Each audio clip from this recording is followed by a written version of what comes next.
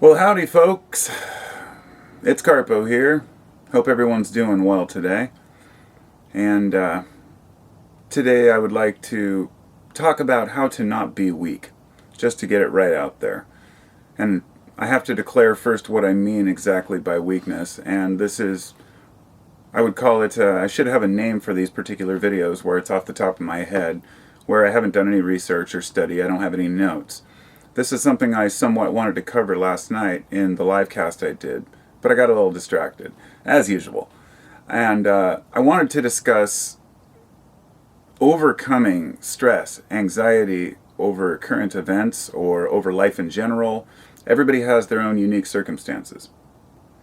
With what's been going on lately in the world, and I don't just mean over the last couple weeks or months or even years, but the last few decades or more, with the technological revolution, population boom, the fact that people are, more and more homelessness, and, all the negative things I'm not going to focus on here. But amidst this, it creates a lot of anxiety. And that anxiety, sometimes we don't even realize we have. And anxiety can often translate into frustration or fear. And it can manifest itself in anger. Emotions are all directly tied together in a way that is very complicated. And at 45 years old, I'm just beginning to unravel and understand how my emotions connect. When I'm having a mood swing, or when I'm not up to my full potential, or when I should just walk off and just be alone for a while. These are things that are what I can, from what I understand, the best definition would be emotional intelligence. The ability to recognize and acknowledge your emotions, how they affect you, and others especially. But mainly you, because if you're letting your emotions affect you negatively, then that's always going to manifest itself in harming others. So, when I talk about how to be strong and not be weak, obviously not talking about physical strength. I'm no weightlifter. Nor am I talking about self-defense and learning how to kick somebody's ass in karate. Nor am I talking about how much body armor you can wear, how many clips and magazines full of ammo you can carry in one jacket along with an assault rifle. None of that means anything to me. Defending your home, fine. Firearms are fine for that. Protecting your person or hunting or doing what you need, fine. Nothing wrong with that. Taking karate and learning how to defend yourself is great for protecting you as an individual, your health, your well-being. Exercising and weightlifting helps people to feel good about their self-image. That one I could say is a little bit almost better in the sense that, at least as long as you're not taking it to the crazy extent of, these monstrous weightlifters. But the point is, to each his own. We all find ways to feel strong. The thing is, if we're not mentally strong, then none of the rest of it matters. No matter how much we have as far as looks or money or what we consider security, there's always this nagging thing in the back of our mind that we're mortal and anything can happen at any time. For a lot of people, that's too much. We have a society where people will take their own lives merely because they lost a job and they don't want to be embarrassed about not being the provider for a while, or perhaps, and it's usually deeper than this. Many people have depression and issues that go much deeper than one event.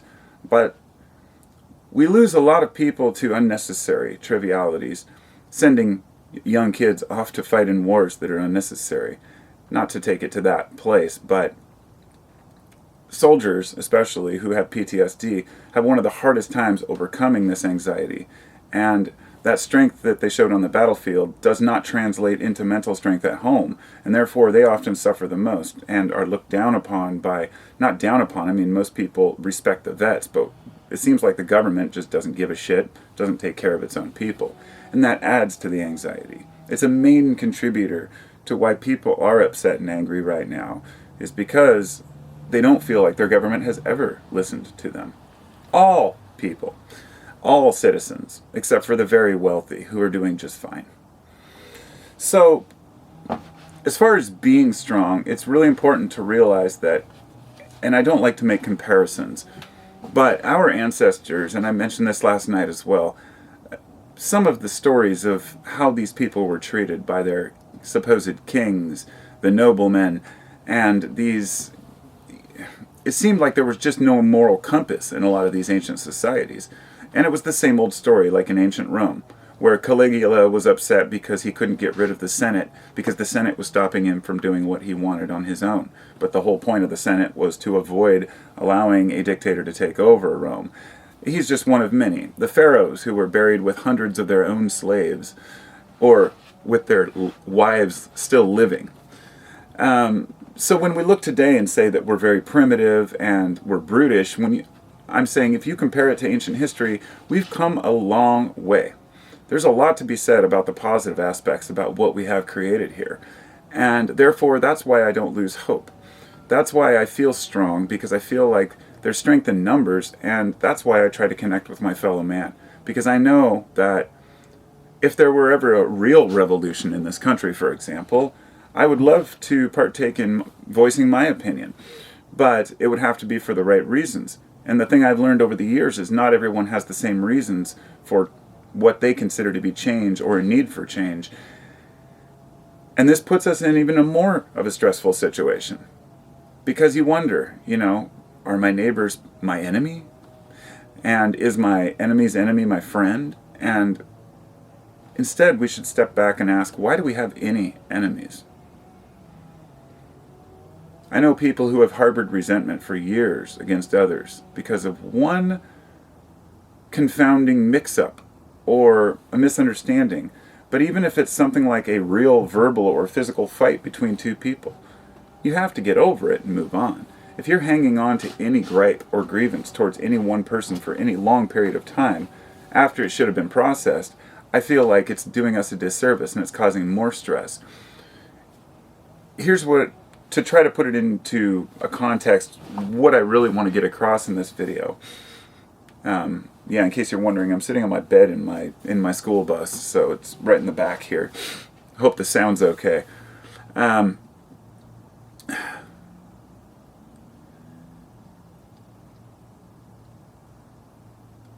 Mental alchemy, as I've defined it and how I learned it, the power to turn bad thoughts into positivity and to see the silver lining in any situation, no matter how dire, is, in my opinion, one of the most important tools we can have in our arsenal against fear.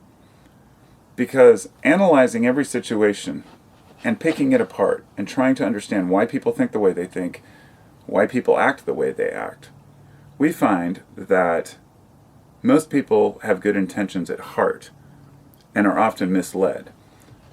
Because of this, I don't believe that a majority or even a huge portion of people are evil in any way, shape, or form, regardless of whether evil is even a force in itself.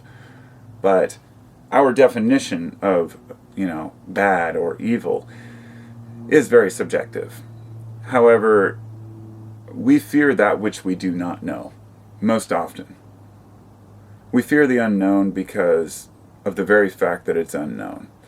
Mysteries scare the shit out of us. It's like the deep, dark ocean. But as things unfold in the 21st century, that's changing. We're in closer connection than we've ever been. And I think that this is breeding even more anxiety in a lot of people because they're forced to succumb to people that they previously would not want to interact with or have no interest in interacting with. And therefore, on a public forum, your responses might be mocked, and perhaps you just didn't expect that. And then you'll accuse somebody of being this type of person, and then on the argument goes. And it's not just the anxiety of the people arguing, it's the people who are watching it saying, oh my God, this is what it's come to. And it's not as bad as it seems. That's what I'm getting at. If you were to only watch the media and never leave your house, which a lot of people do, unfortunately, you would think that the whole world has gone to shit, that Portland, Oregon is burned down, that there's people in the streets rioting everywhere, or that every time you go to a grocery store, there's going to be people running around screaming, I have freedom to not wear a mask. Any one of these things that you see constantly portrayed. The truth is, every time I go down to the local grocery store, it's a pretty boring event. I haven't seen any excitement out in society recently. I live 10 miles from Portland. I went down there the second night.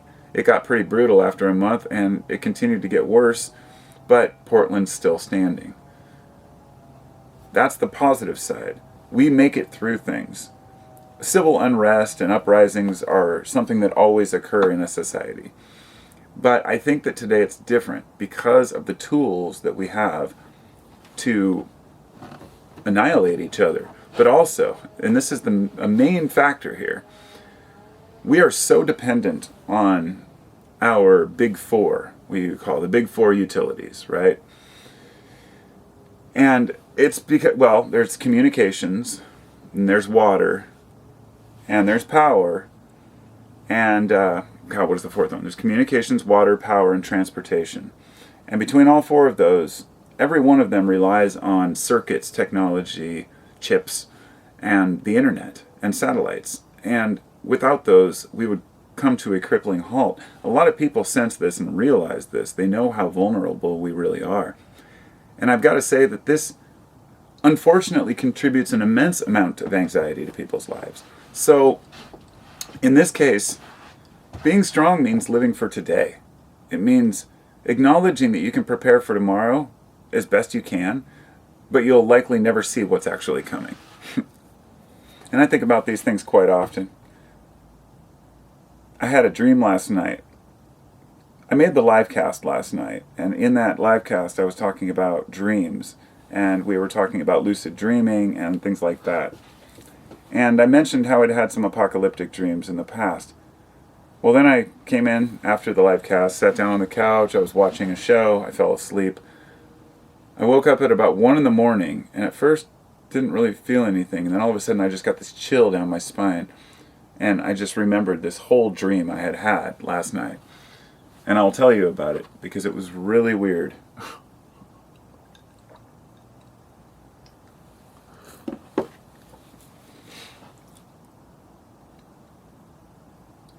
I'll just give you the brief synopsis, because you can't explain a dream, but I got this phone call that there were storms coming, and it was like the apocalypse. I was in this city, and we were staying in this tall glass building, and in this part of it, I don't remember what we were doing, but my wife and I went somewhere, then we got a text from our friend that said that storms were coming, and right then I looked up and there was, what happened was there's a huge storm cloud coming, and I said, oh shit, we got to get back quick. And right then there was a lightning strike and a huge thunderbolt, and all of the houses, you could see all their lights blow out inside, and then smoke rising from the roofs of each one, including the one we were staying in. I was like, oh shit. And we started running back towards the building, and all the people we were staying with, don't even know who they were, came running out of the building. And they told me what was going on, or asked what was going on, but then pulled out a little iPad, I guess, and said, Scoey texted, which is my friend Scott. And he said that there's 400-mile-an-hour winds down there in tornadoes. And right then the screen kind of glitched and went out, which was probably a reference to the TV show I'd been watching the other day, which was Next, where AI takes over the world. Anyway, point being that right at that point, these huge hurricane storms started moving in, these like little localized monster windstorms and tornadoes all through these city streets, and I was dodging them and running. And I thought about this. I'd had dreams about fire, apocalypse, tidal waves, huge storms, electrical storms. I had a dream the sun went out. I mean, but this has all happened in the last year, and actually most of them happened right before COVID, so it was around December or so, and then they kind of faded and came back. And I only tell you that because dreams are a window into our anxieties and our fears, but also it allows us to process how we would handle certain situations, which is really strange, because obviously my conscious and subconscious have been thinking about the things that are going on in the world right now. And I've noticed myself becoming a little less patient sometimes and saying, wait, you learned lessons to, don't let anything get to you. The whole thing is, I don't get riled up. I don't get angry. If a person leaves a rude comment, or if a loved one sends me something that I don't agree with, or if I see something that's going on in the media, I don't get physically angry, because I've learned that it's pointless, that there's no gain to be made from that. If there's no answer or progress or way to resolve the issue, then I move on. And things take a variety of different times to process for each person. But I realized that I listen to my gut, and when people say that, they often, don't realize how true it really is in more ways than one. When you start to get butterflies in your stomach, you know something's wrong. In my early 30s, I suffered from some pretty intense anxiety, not like panic attacks that or anything, but I would get really paranoid and get anxious about things. During some of that time, I was on probation, and I'd have to call in every day and take a drug test if my color came up, or my number, whatever it was. At the time, it was a color. And I was so stressed out because I'd have these dreams at night that I went in, that I smoked weed and forgot that I was on probation. Because at the time, I stopped smoking for a couple of years. And I felt like I just screwed up. Now I have to take a drug test. And so I'd get anxious about it. One of the most anxiety-inducing things is being in the legal system, and thank God I'm out of that. But people, it's, as I mentioned last night too, being in prisons, being put in solitary, which I was put in once just for a pot charge because they had no more beds in the regular rooms. And solitary confinement is no joke. I mean, it just makes people more anxious. But the light at the end of the tunnel here is that we are the only ones that control how we perceive things. We are the only ones that can overcome our fears, overcome our anxieties, and try to lead ourselves into a better way of thinking. And I share this so often because I've done it in my own life. I may have issues right now that, unfortunately, with wisdom comes understanding, and with understanding comes the realization of all your own failures. All the things that I haven't done or that I should be doing. I want to feel more responsible. I need to make money. All these different aspects of my life that I'm like, oh, I'm not worthy. And then I stop and go, wait a minute. You are worthy. You have the Imposter Syndrome where you just think you're not worthy of anything. And it's something that a lot of humans share. If you let that flourish, if you let that seed grow in your mind that you're not worthy, then your life will be miserable. And I just mention that because I've had it too. We all have it. Imposter syndrome is more related to when you do achieve good things in your life and you don't feel like you deserve them. And this is more common than people realize. Something happens and they score big, or maybe they earn a lot of money working really hard and they say, I don't deserve this. Somebody else should have this. I'm unworthy. It's amazingly common. And I think it stems from this, the way people are taught that they're insignificant. It's the irony in, for example, a lot of extreme religious practices where they say, well, if you don't believe in, religion, then you're telling people that they're, basically their lives are meaningless.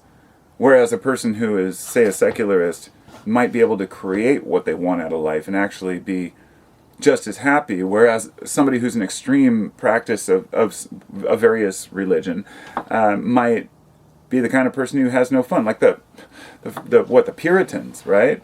They believed fun was a sin, dancing was a sin, everything was a sin. Therefore, they were miserable all the time. And I don't think any God would want a person to live that way. So anyway, I respect that people have their own, their own ways of handling things as far as religion, but definitely it's sad when a person falls for something that omits some of the basic things in life that make us happy, like music, dancing, and having a good time. There have been some dark days in our past, but there's some bright days in our future. And I really think whatever, problems we have, we can overcome as a species and move past it. So, anyway, thanks for listening. Thanks to my subs, my patrons, all the peeps who joined my Discord group, and I'll be talking to you all soon. Actually, I'm going to be doing a podcast, I think it's tomorrow or it's Thursday, so it's the day after tomorrow, for 13 Questions podcast interview. I don't know when they'll be posting it, but I'll keep you all updated. It should be interesting. We'll see how it turns out. And check out my podcast as well, 15-Minute Free Thinking, wherever podcasts be. Take care. Take care of each other and yourself. And remember, it's only you that can really change your mental processes and really, we can have others help us out and we can talk to psychologists or psychiatrists, whatever we want. We can talk to friends, we can go to gurus. But ultimately, in the end, we have to find our own truth. And that truth has to be based on being happy.